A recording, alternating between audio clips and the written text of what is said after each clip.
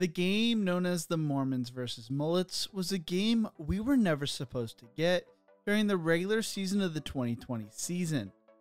But when BYU and Coastal Carolina met last minute in Conway, South Carolina, we got an instant classic. This is the story of the Mormons versus Mullets, the greatest game in 2020. But before we get into this, if you enjoy college football content like this, make sure to leave a like and subscribe. Also, let me know what game you want me to talk about in the future in the comment section below. The Mormons versus Mullets, aka BYU versus Coastal Carolina, took place on December 5th, 2020. If y'all remember, the 2020 football season was thrown into chaos after the outbreak of COVID-19 that shut the world down for a period of time. For most of the year, fans were not allowed in the stands for sporting events, and when they were, the capacity of the stadiums were far from full. It was a season that saw the Pac-12 and Big Ten originally cancel, but later postpone their seasons, and conferences scrambled to figure out the best way forward when it came to keeping players safe, but still being able to play a season. As a result, most conferences chose to schedule a conference-only schedule, with that a way for schools playing each other having to follow the same type of quarantine rules. It led Notre Dame to joining the ACC officially for one season, while other independents like BYU and Army were left scrambling to put together a schedule with whoever would play them. BYU took it on the chin when it came to their schedule. Originally, they were supposed to play on the road against Utah, Arizona State, Minnesota, Northern Illinois, Boise State, and Stanford, while hosting Michigan State, Utah State, Missouri, Houston, San Diego State, and North Alabama. Of those original matchups, only 3 would stay on BYU's compromised schedule. Those teams were Boise State, North Alabama, and San Diego State. BYU would work with teams from the American, Sun Belt, Conference USA, FCS, and surprisingly the Mountain West, if you know you know, to put together an 11-game regular season schedule. A schedule that would be created on the fly. BYU started off the season strong, with something to prove, led by quarterback Zach Wilson. Wilson was a 3-star recruit coming out of high school, with his family actually growing up as Utah fans. He received 14 different Division I offers from the likes of BYU, Cal, Iowa, Minnesota, and Utah State, but never Utah. He would decide to commit to BYU, where he would play in 9 games as a true freshman. He became the youngest quarterback to ever start for BYU, and finished his freshman year throwing for 1,578 yards, 12 touchdowns and 3 interceptions, but also rushed for 2 touchdowns on the ground. As a sophomore, he started 9 games and threw for 2,382 yards, 11 touchdowns and 9 interceptions, while also rushing for 3 touchdowns on the ground. But 2020 would be his breakout season. Entering the Coastal Carolina game, Wilson was 3rd in the FBS for yards per attempt and had 26 passing touchdowns to only 2 interceptions, and also had 8 rushing touchdowns on the ground. He was viewed as a possible Heisman contender. At running back, BYU was led by Tyler Algier, a former 2-star recruit out of Fontana, California. Algier rushed for over 5,000 yards and 56 touchdowns in high school, but BYU would be the only Division I school to offer him. Algier was a team player, playing in 4 games at running back as a freshman in 2018, but moved to linebacker to help the team in 2019 when a transfer came in to take the starting running back spot. He would move back to running back to become BYU's workhorse throughout the 2020 season, having 4 100-yard games heading into the Coastal Carolina game. BYU was also led by a stout defense that was allowing 88 yards per game on the ground. Heading into the Coastal Carolina game, BYU was dominating their opponents by a combined score of 428 to 125, averaging 47.5 points per game and allowing only 13.9 points per game. Heading into the 2020 season, Coastal Carolina brought back a pair of quarterbacks in Fred Payton and Bryce Carpenter, with many expecting one of them to win the starting job. Instead, the job went to freshman Grayson McCall. McCall was a 2-star recruit coming out of high school as a member of the 2019 recruiting class and threw for 3,863 yards and 34 touchdowns, while rushing for 3,003 yards and 41 touchdowns on the ground throughout his Porter Ridge High School career. He received 5 offers from Army, Coastal Carolina, Chattanooga, Eastern Kentucky, and Gardner-Webb, and chose the Chanticleers. He would redshirt his freshman year and miss part of the preseason practice due to contact tracing, but spent the whole time in quarantine studying film. McCall would win the starting job and put together an amazing season, having 20 passing touchdowns to 1 interception heading into the BYU game. Next to McCall in the backfield was CJ Marable, who was a 2-star recruit coming out of high school and originally committed to Arkansas State, who would later enroll at Presbyterian. During his freshman year at Presbyterian, he finished with 1,253 all-purpose yards and finished first team All-Big South before transferring to Coastal Carolina for the 2018 season. In 2018, he finished with 719 rushing yards and 6 touchdowns on the ground, while in 2019 he rushed for 1,085 yards and 11 touchdowns on the ground, and looked to be a key player for Coastal heading into the 2020 season. Heading into the BYU game, Marable finally broke the 100-yard mark, rushing for 157 yards and 3 touchdowns on 16 carries against Texas State. Coastal Carolina was also led by their offensive line known as the Mighty Mites, headlined by their 5'9", 280-pound former walk-on center Sam Thompson. The Chanticleers were picked to finish last in the Sun Belt and were not expected to be very good. Their coaches and players felt differently though. Coastal Carolina opened up their season with a 38-23 win over Kansas on the road, before going on to dominate most of the schedule. They were beating teams 348-151, averaging 38.7 points per game and allowing 16.8 points per game. Originally, Coastal Carolina was to play a top 25 ranked Liberty team during the afternoon on December 5th and was supposed to host game day for the first time in school history. Liberty was 9-1 with their lone loss coming against NC State in a close game 2 weeks earlier. It was going to be a Game of the Year candidate. But then everything fell apart. Liberty had to cancel the game due to COVID outbreaks on the team less than a week before the game. This left a major television opportunity up in the air that could raise the Coastal Carolina program and their opponents to the next level.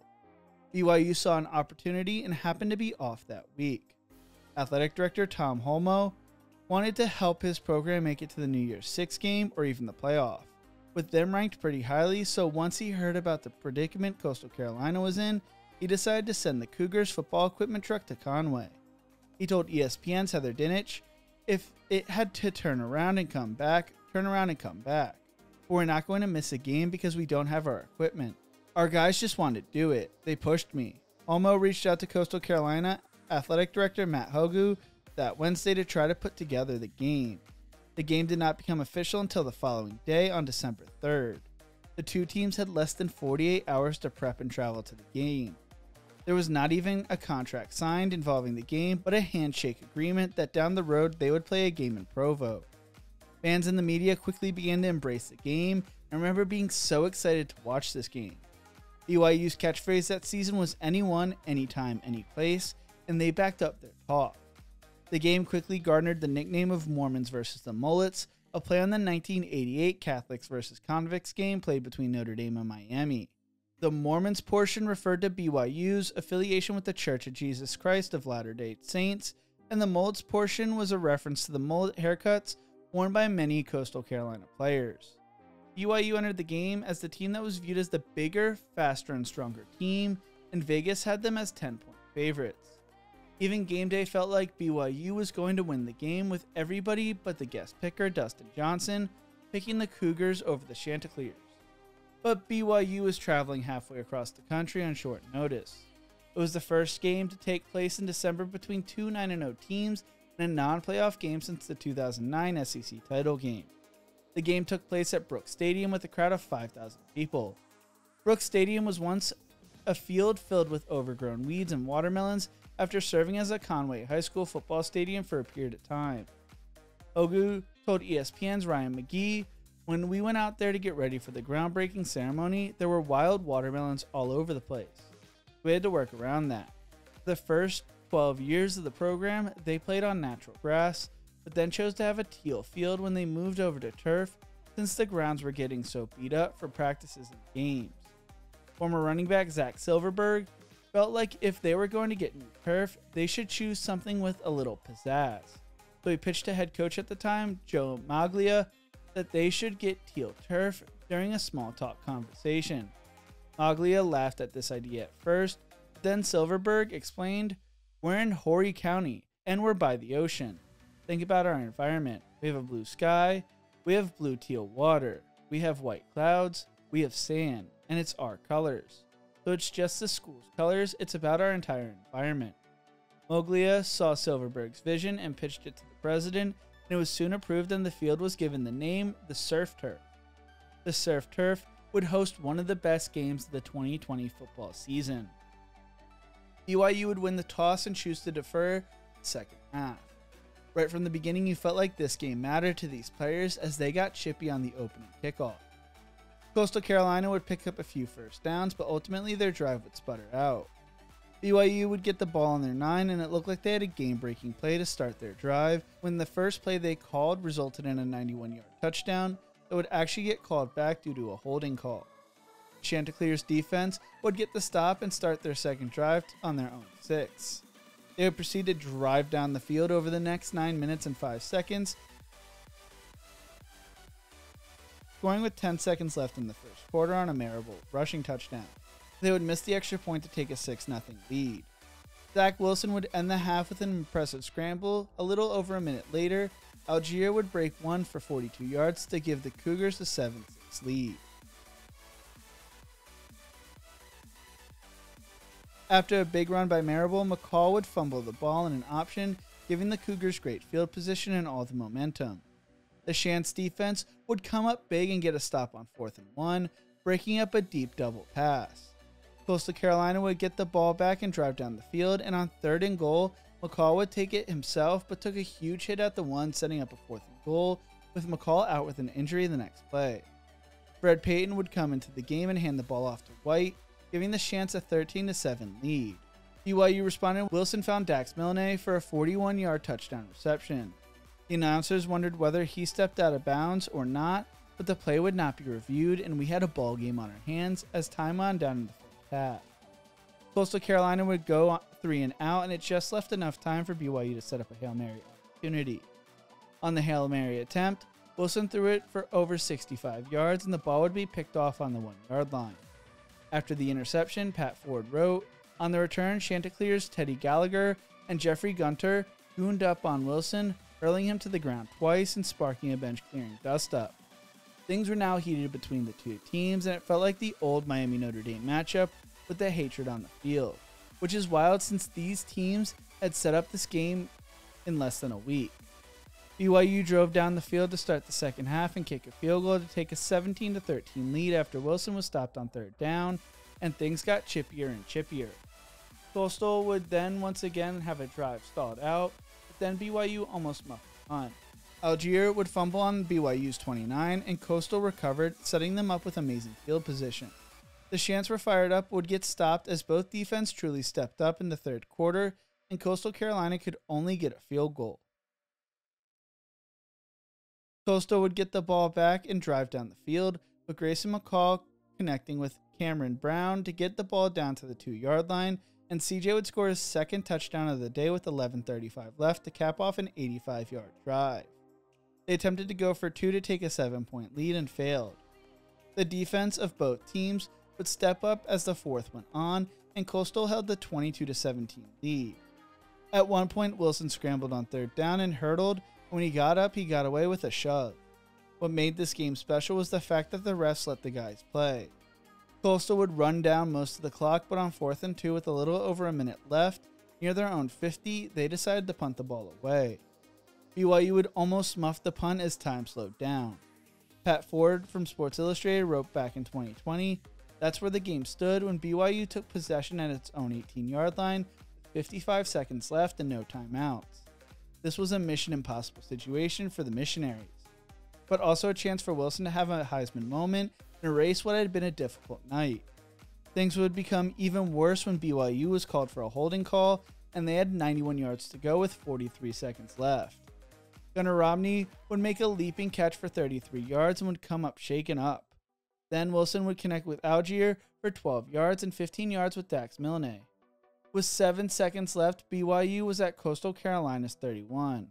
Wilson would connect with Milne again to get them down to the 18 with 3 seconds left in the game. On the final play, Wilson again looked to Milne and fired a strike to his right on a post pattern.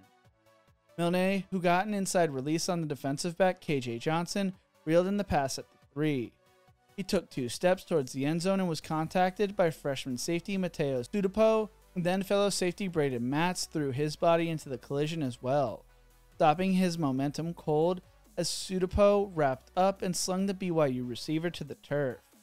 As time expired, BYU was stopped short on the 1-yard line. Ford writes, play was vaguely reminiscent of the one that decided Super Bowl XXXIV, with Titans wide receiver Kevin Dyson catching a slant and Rams linebacker Mike Jones tackling him on the 1 on the final play. While that play always will have the greater historical importance for the Cougars and Chanticleers, this was their Super Bowl. Neither is going to the playoff. Neither is winning a national championship. But they had this moment when the college football nation watched two teams from outside the establishment get together on a whim and stage a classic. This game was special for all the right reasons. Coastal Carolina would go on to beat Troy the following week before the conference title game, a rematch with number 17 Louisiana, was canceled for COVID reasons. They would lose to number 23 Liberty 37-34 in overtime in the Cure Bowl. BYU would go on to beat San Diego State the following week 28-14 and beat UCF 39-23 in the Boca Raton Bowl. Coastal Carolina finished as the 12th team in the college football rankings, watching number 8 Cincinnati get the New Year's Six bid. BYU finished 16th. Zach Wilson would go on to finish 8th in the Heisman Trophy voting ahead of Ian Book and Kyle Pitts. He would be taken 2nd overall during the 2021 NFL Draft by the New York Jets. Tyler Algier would be taken in the 5th round of the 2022 NFL Draft by the Atlanta Falcons. CJ Marable would go undrafted during the 2021 NFL Draft and has since spent time with the Bears, Patriots, and currently plays for the Birmingham Stallion of the United Football League. Grayson McCall spent the past few seasons with Coastal Carolina, throwing for over 10,000 yards and 88 touchdowns, while also rushing for over 1,000 yards and 18 touchdowns on the ground. He will suit up for NC State this upcoming season. 2020 was a rough year for most people and was a scary time, but when sports returned, there were a lot of things that changed on the fly that did not go our way.